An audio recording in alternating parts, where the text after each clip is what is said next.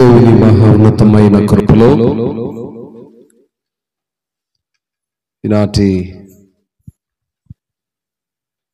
ఈ క్రిస్మస్ ఆరాధన కార్యక్రమంలో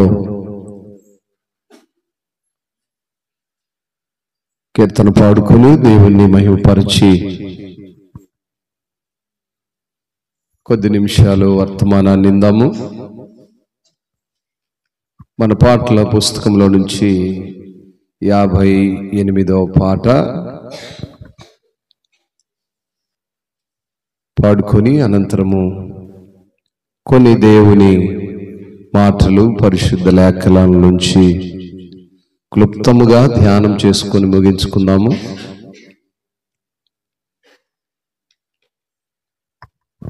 పశుశాలలో నీవు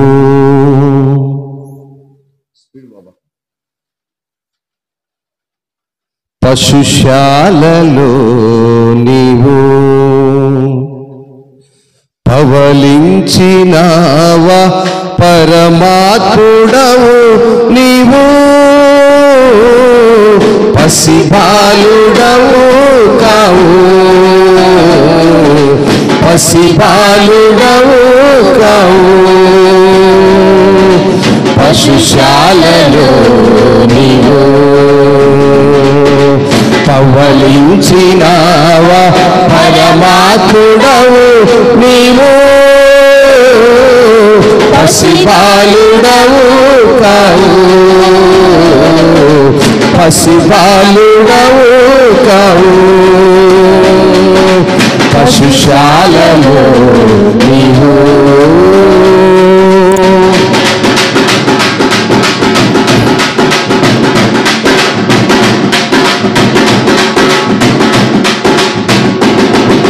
చిరు ప్రాయమందే శాస్త్రులు సరితూగలేదే వాదములు చిరు ప్రాయమందే శాస్త్రులు సరితూగలేదే వాదములు స్థలమైన లేదే జన్నకు స్థలమైన లేదే జన్నకు తలవంచె సర్వా లోకము తలవంచె సర్వా లోకము పశుశాలలో నీవు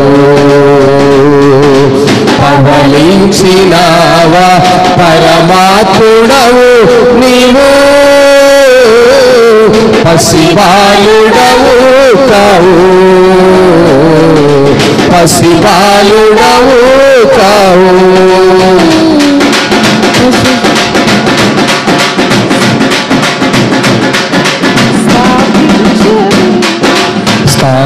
స్థాపించలేదే తరగతులు ప్రతి చోట చూడా నీ పలుకే స్థాపించలేదే తరగతులు ప్రతి చోట చూడా నీ పలుకే ధరింపలేదే ఆయుధం ధరింపలేదే ఆయుధం వశమాయే జనుల హృదయాలు వశమాయే జనుల హృదయాలు పశుశాలలో నీవు పవలించినావా పరమాత్ముడవు నీవు పసిబాలుడవు కావు పసిబాలుడవు కావు పశుశాలలో నీవు. మంచిది. దేవుని ఉన్నతమైన కృపలో మరి క్రిస్మస్ సంబరాల్లో క్రిస్మస్ ఆనందంలో మనము ప్రవేశించి ఉన్నాము. ఆల్రెడీ ఇప్పటికే సమయము 1 గంట కావస్తుంది. ఉంది. దేవుని ఉన్నతమైన మహాకృపను బట్టి చేరొచ్చిన మీకు అందరికీ, ఈ మైక్ శబ్దం ద్వారా మాట్లాడుతున్న వారందరికీ కూడా క్రిస్మస్ శుభాకాంక్షలు. Happy merry Christmas. థ్యాంక్స్. సమయము మంచి నిద్ర సమయము, కానీ సంతోషకరమైన సమయం. నిద్ర అనేది సహజంగా ప్రతిదినము అనుదినము మన దైనందినటువంటి విధానం. పండుగ అనేది ఎప్పుడో వస్తుంది. పండుగలో ఉండే విశిష్టతలు మనం తెలుసుకోవాలి. ఈరోజు మన వాక్య భాగం ఏంటంటే యెషయి ముద్దు నుండి చిగురు. యెషయి ముద్దు నుండి చిగురు. చాలా క్లుప్తంగా 3 మాటలతోనే ముగిస్తాను. యెషయి ముద్దు నుండి చిగురు అనే మాటను మనం గమనిస్తే, ఈ మాటకు యేసు ప్రభువు వారి యొక్క జననమునకు చాలా దగ్గర సంబంధం కలిగినదిగా ఉంటుంది. యెషయా గ్రంథము 9వ అధ్యాయము 6వ వాక్యాన్ని మనం చూసినప్పుడు చాలా శ్రేష్టమైన మాటను మనం ఎల్లప్పుడూ చదువుతుంటాం. గుర్తున్న వాళ్ళు చెప్పండి. ఏలయనగా మనకు శిశువు పుట్టెను, మనకు కుమారుడు అనుగ్రహింపబడెను, ఆయన భుజము మీద రాజ్యభారముండును, ఆశ్చర్యకరుడు, ఆలోచనకర్త, బలవంతుడైన దేవుడు, నిత్యుడగు తండ్రి, సమాధానకర్తయగు అధిపతి అని అతనికి పేరు పెట్టబడును. ఈ పేరు పెట్టబడినటువంటి ఈ శిశువే యెషయి మొద్దు నుండి మొలిచిన చిగురు. ప్రైజ్ గాడ్, స్తోత్రం. ఈ క్రీస్తు లేదా యేసు అనబడినటువంటి ఈయన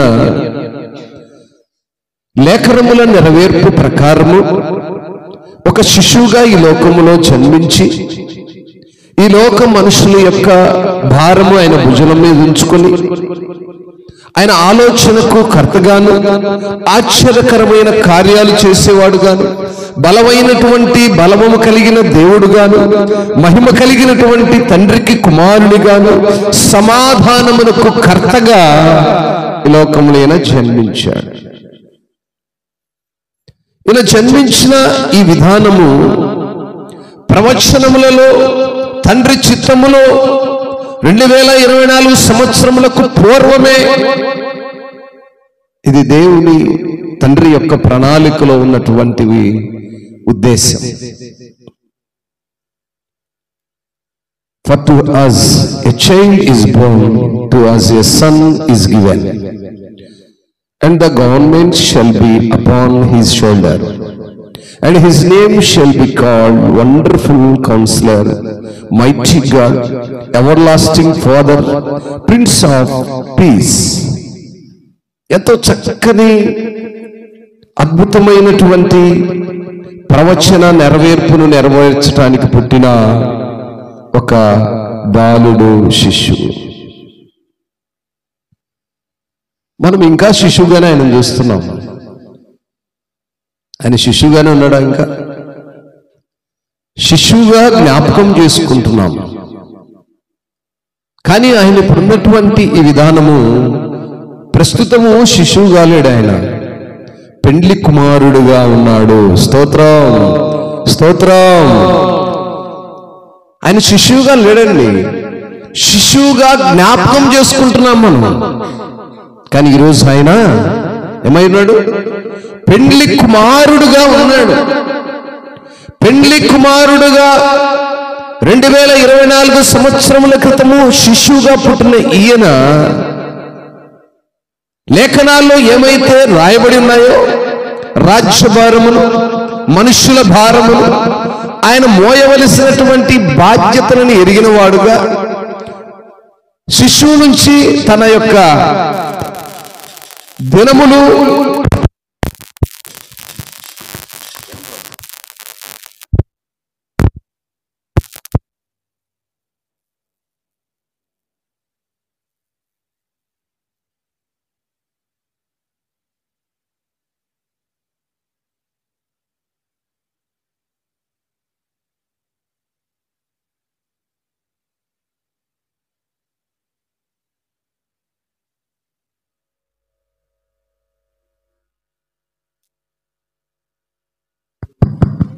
right, okay okay, no problem. Praise god, స్తోత్రం. గనుక తండ్రి చిత్తములో తను ఏ రాజ్యభారమును మోయటకు వచ్చాడో ఆ రాజ్యభారపు బాధ్యతలు ఇప్పుడు పెండ్లి కుమారుడుగా మోస్తూ ఉన్నాడు. ఆయన పెండ్లి కుమారుడుగా మోయటానికి సిద్ధపడినప్పుడు మరి మనమేమై ఉండాలి? పెండ్లి కుమార్తె సంఘముగా వధువు కోసము వరుడు సిద్ధపడి ఉన్నాడో మరి ఆ వరుడి యొక్క రాక కొరకు వధువు సంఘముగా మనం సిద్ధపడి ఉండాలి. ఇంకా యేసు ప్రభు పుట్టాడు, మరియమ్మ కడుపున పుట్టాడు, దావీదు వంశముల పుట్టాడు. ఇవన్నీ అయిపోయినాయి. వీటిని నెమరు వేసుకునే దినాలు కాదు. యెషయా మొద్దు నుండి మొలచిన చిగురు. చూద్దామా యెషయా గ్రంథము 11వ అధ్యాయము మొదటి వాక్యాన్ని చూసినప్పుడు, యెషయా గ్రంథము 11వ అధ్యాయము మొదటి వాక్యం. యెషయా మొద్దు నుండి చిగురు పుట్టును, వాని ఏరుల నుండి అంకురము ఎదిగి ఫలించును. యెహోవా ఆత్మ జ్ఞాన వివేకములకు ఆధారముగు ఆత్మ, ఆలోచన బలములకు ఆధారముగు ఆత్మ, తెలివిని యెహోవా ఎడల భయభక్తులను పుట్టించు ఆత్మ అతని మీద నిలుచును. స్తోత్రం. యెషయా మొద్దు నుండి ఒక చిగురు పుడుతుంది. ఆ చిగురే ప్రభు అయిన యేసుక్రీస్తు వారు శిశువుగా బాలుడుగా పుట్టినటువంటి ఈ క్రిస్మస్ కు మూల పురుషుడు. స్తోత్రం. ఈ మాటను మనము జాగ్రత్తగా ఆలోచన చేసుకున్నప్పుడు ఆయన ఈ లోకములో కేవలము పాపము నుండి పరిహరించడానికి ఆత్మే కాకుండా ఆయన ఆత్మ జ్ఞాన వివేకములకు ఆధారమయ్యే ఆత్మ, ఆలోచన బలములకు ఆధారమగు ఆత్మ, తెలివిని దేవుని నుండి భయభక్తులను పుట్టించు ఆత్మ అతని మీద ఉంటుంది. ఆయన రాజ్యభారం మాత్రమే కాదు, లేకపోతే ఈ లోక సంబంధమైన విషయములను మాత్రమే కాదు, కానీ ఆయన తెలివికి ఆత్మగాను, జ్ఞానమునకు ఆత్మగాను, బలమునకు ఆత్మగాను ఆధారమై ఉన్నటువంటి కుమారుడుగా ఈ లోకములో జన్మించాడు. మనము కూడా మన పుట్టినరోజులు, మ్యారేజ్ డేలు, అనేక డేలు చేస్తూ ఉన్నాం. ఇప్పుడు రోజు ఒక డే ఉంది గవర్నమెంట్ లిస్ట్లో.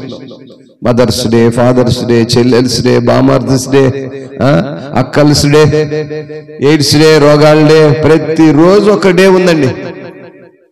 ప్రతి దానికి ఒక డే పెట్టారు. అది గవర్నమెంట్ పెట్టింది. వాళ్ళు ఏదో ఒక డే పెట్టాలి, అది వాళ్ళ ఆ విధానంలో వాళ్ళకి వెళ్ళిపోయారు. యేసు ప్రభు వారి యొక్క జననము మనము ప్రతి సంవత్సరము మరి ఈ 25వ తారీఖు డిసెంబర్ మాసంలో జరిగించుకుంటూ ఉన్నాము. ఎందుకు జరిగించుకుంటున్నాము, ఆ హిస్టరీ ఏంటనేది రేపు ఉదయకాలపు ఆరాధనలో మనం తెలుసుకుంటాం. అసలు ఎందుకు ఈ క్రిస్మస్ ను 25వ తారీఖే చేసుకోవాలి, ముందెందుకు చేయకూడదు, ఆ డేట్కు ఉన్నటువంటి ప్రత్యేకత ఏంటి అనే విషయాలను రేపు మనము మాట్లాడుకుందాం. మంచిది. ఈ సమయంలో ఆయన యెషయా మొద్దు నుండి పుట్టినటువంటి చిగురుగా ఉన్నాడు. ఇంకో మాటను చూస్తే మనము రక్షణ అనేటువంటి శుభ వర్తమానమును మనకు మోసుకొచ్చిన వాడుగా ఉన్నాడు. శుభవర్తమానము, ఆ మాటను మనము చూసినప్పుడు రక్షణ అనేటువంటి శుభవర్తమానము మనము గమనిస్తే 3వ వాక్యంలో చూసినప్పుడు, యెహోవా భయము అతనికి ఇంపైన సువాసనగా పుట్టును, కంటి చూపును బట్టి అతడు తీర్పు తీర్చడు, తాను వినుదానిని బట్టి విమర్శ చేయడు, నీతిని బట్టి బీదలకు తీర్పు తీర్చును, భూనివాసుల్లో దీనైన వారికి యథార్థంగా విమర్శ చేయను, తన వాగ్దాండము చేత లోకమును కొట్టును, తన పెదవుల ఊపిరి చేత దుష్టులను చంపును. ఇది ఒక శుభవర్తమానం. యేసు ప్రభు వారి యొక్క జననము ఒక శుభవర్తమానము. ఆ వర్తమానము ఏంటంటే ఆయన ఈ లోకములో బీదలను కటాక్షించుటకు, ఆధ్యాత్మికమైనటువంటి, అనేక మార్లు చెప్పాను, పరిశుద్ధ గ్రంథంలో బీదలు అనే మాటను ఎప్పుడైనా సరే డబ్బు లేకను, గృహాలు లేకను, తిండి లేకను, కారు లేకను, బంగళాలు లేకను ఉన్న వాళ్ళను బీదలని కాదు. బీదలు అనే మాటకు పరిశుద్ధ గ్రంథములో ఆధ్యాత్మిక స్థితిలోకి వెళ్ళినప్పుడు దేవుని పిల్లలుగా, దేవుని ఎరుగని వారు, దేవుడంటే తెలియని వారండి బీదలంటే. ఈ లోకంలో నీకు కోట్ల రూపాయల ధనమున్నా దేవుడు, దేవునికి ఉన్నటువంటి విలువ, దేవుని ఎడల భయభక్తులు లేనివాడు ఈ లోకంలో బీదవాడే. ఈ లోక సంబంధమైన ధనము కలిగి ఉన్నావేమో, ఆధ్యాత్మిక స్థితిలోనే ఉండాలంటే ధనము కంటే కూడా విలువని ఎడ దేవుని ఎడల భయభక్తులు కలిగి ఉండటమే ధనమునకు మాదిరి. భేదవాడు అనే మాటను చూస్తే మనం అందరం భేదవాళ్ళమే కదా సార్, మనకేమున్నాయి, ఏ పూట ఆ పూట సంపాదించుకుంటున్నాం, తింటున్నాం, బ్రతుకుతున్నాం. అసలు అది తప్పు కానే కాదు.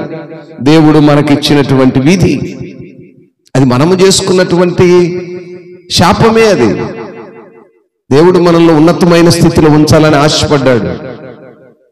అయితే మనకు లోకములో ఉన్నటువంటి లోకాశల చేత మనమేం చేశామంటే పాపము పడిపోయి దేవుడిచ్చిన ఆజ్ఞల ప్రకారం బ్రతకక ఈ పాపమును బ్రతకనంత కాలం పోయమని శాపాన్ని ఇచ్చాడు. ఆయన మనల్ని మంచిగా ఉండాలని, చక్కగా ఉండాలని ఆదామును సృష్టించి, అదిగో ఆ చక్కని తోటలో, ఆ చక్కని పండ్లలో, ఆ ఉన్నతమైన ఫలములను తింటూ సంతోషంగా నువ్వు ఏ పాప భారం లేకుండా బ్రతకమంటే ఈయనేమో ఒకసారి కళ్ళు తెరిచి పాపం వైపు చూశాడు. ఎప్పుడైతే పాపం వైపు చూశాడో ఆ పాపము మన యొక్క పితరుల నుంచి స్టార్ట్ అయిన పాపము మన యొక్క జీవిత ఎండింగ్ వరకు అది శాపముగా మారిపోయింది. దాన్ని బట్టి అంటాడు, తండ్రి యొక్క పాపములు బిడ్డలకు శాపములు అవుతాయంటారు. కాబట్టి ఈ క్రిస్మస్ ఆరాధనలో ప్రాముఖ్యంగా మనం చాలా జాగ్రత్తగా ఉండాలి.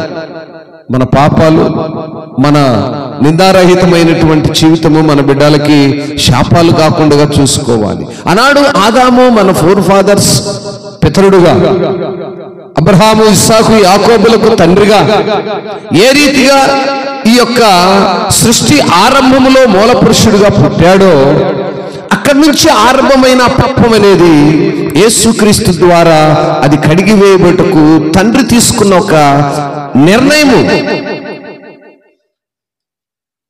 ఇంకో విషయం కూడా చెప్పుకోవచ్చు మనం, ఆదాము గారు ఆ తప్పకపోతే యేసుప్రభువు వారు ఉండేవారు కాదు. ఉంటాడా? ఇంకా అవసరం ఉండేది కాదు.